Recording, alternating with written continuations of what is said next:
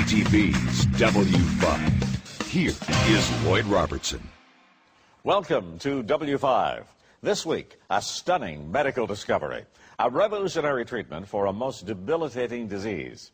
It is multiple sclerosis, and Canadians are especially hard hit. Many end up wheelchair-bound.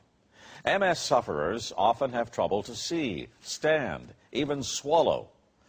Now W5 has an exclusive first look at a radical new approach that suggests the disease is not just an autoimmune disorder, as has long been thought.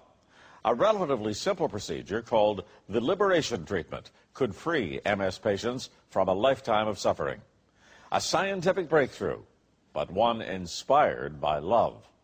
Here is Avis Favreau.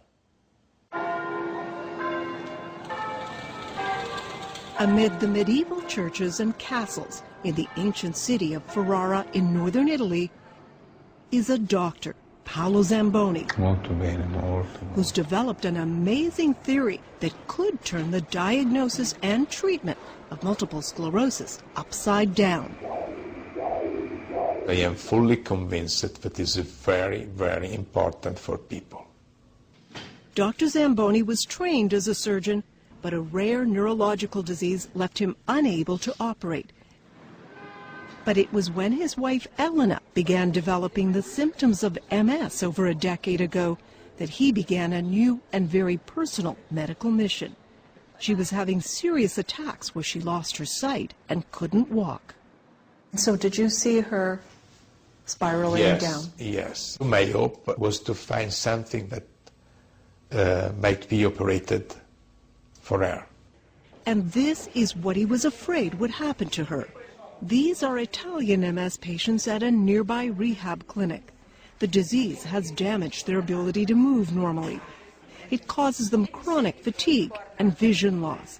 They say it's destroyed their independence. I have one leg that I am not able to use, the foot too. This hand sometimes is terrible to ride. I can't use knife to cut meat. I can't wash alone. It's very depressing, you know. You can't walk well? No, I can't walk. I can just use the wheelchair.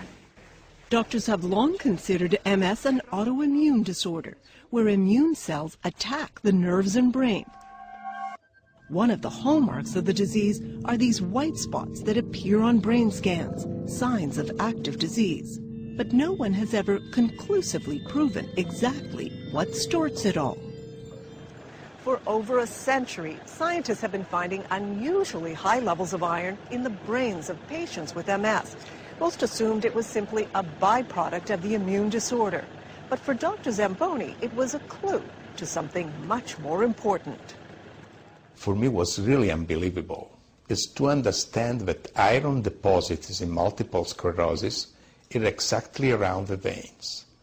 So probably is a product of a dysfunction of drainage of the vein. This is very important news because iron is very dangerous.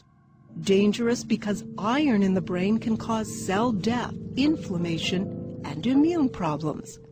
So using ultrasound, he began to scan the head and necks of MS patients, and that's when he made a key discovery. In some patients, I found the evidence of narrowing of the vein. In the neck? Yes. So the blood was not draining, and this is in an MS patient? Yes, just in MS patients. In patient after patient, he found the same thing, narrowed veins. So in normal people or people with other diseases? With other disease, neurological or not. No narrowing? No narrowing. So every single one yes. of the MS patients had some sort of narrowing in the drainage? Yes. It was a brand new condition, something he called CCSVI, chronic cerebral spinal venous insufficiency. He found blockages either in the two jugular veins or in a large central vein that sits in the chest, problems that he says likely take root before birth. And when they're narrowed or blocked, blood backs up into the brain, and that, he says, could be pushing blood which contains iron into the brain tissue of these patients. The bottom line, Dr. Zamboni had uncovered a structural defect common in MS patients that could be a possible trigger for multiple sclerosis.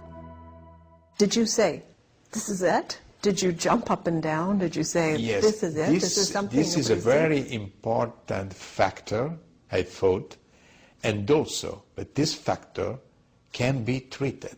Were you excited? Absolutely excited. The first things that I did was to present my imaging to neurologists. And at the beginning they were really interested, but when I anticipated the possibility to treat this associated condition, oh, they were not so excited like me.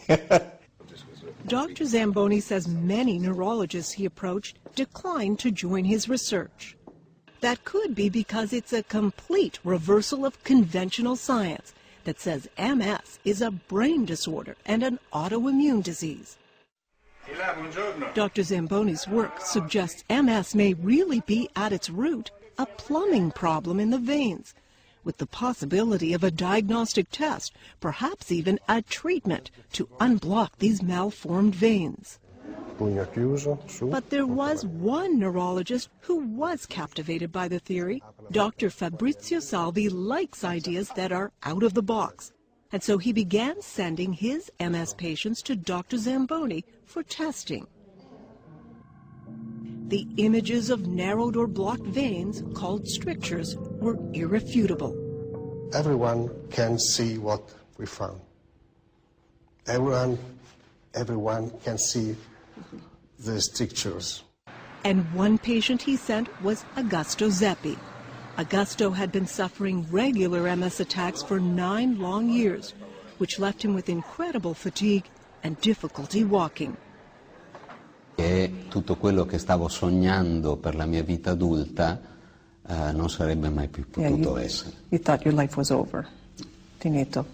Finito. Game over. Game over. When he was scanned, both of his jugular veins were 60 and 80% blocked. And so he became one of the first to undergo an experimental procedure to unblock those veins. It's a treatment that he says has restored him to health. Mi sono dimenticato di essere stato malato. Really? You don't remember what it's like to have MS? Sto bene come stavo 15 anni fa, prima di ammalarmi. C'è stato un momento in cui io pensavo di non poter giocare a tennis con mio figlio e poterlo fare. You can play tennis with your son now? Cioè, He gave you back your life, ti ha dato la vita. mi ha ridato una seconda vita, sicuramente.